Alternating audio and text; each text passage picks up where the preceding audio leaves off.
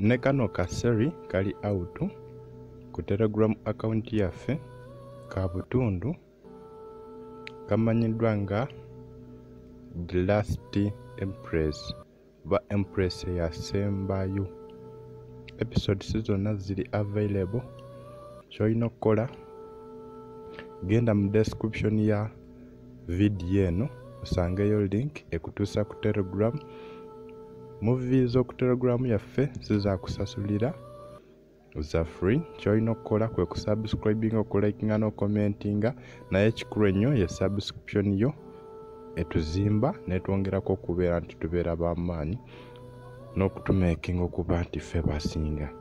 Mwenga mwebale kwekumirako, mwebale kulaba, mwebale kuba nti musubscribinga, nawe wakomentinga okola kyamaanyi, alikinga okola kyamaanyi. So mwebale nnyo okuba nti mwekumirako. Kano kafulumye ku Telegram account yaffe ka butundu The Last Empress.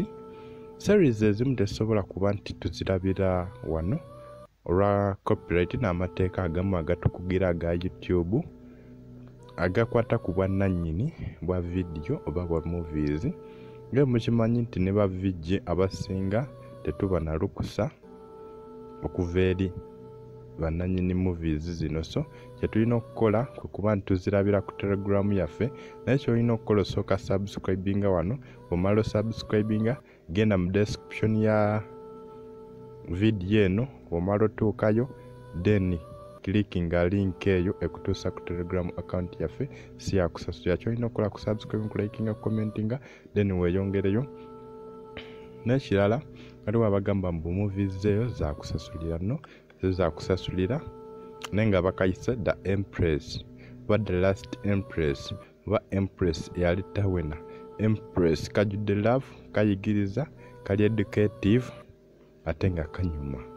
Kati gwayagala movies ez'ekikawe ekityo, so osobola okuba nti ojoininga. Ebiseera ebisinga movies ezimu zibeera nyimpi but eno mpanvu. Episodes ziwerako si ya bulijjo, eri mu martial arts but okusingira ddala ya comedy. Ekyo mulina okiwulira, erimu ebintu byonna byonga woobimanyi, but naye eriyo movies nyingi ezisukka mu 2000+ ate nga tukyayongerayo.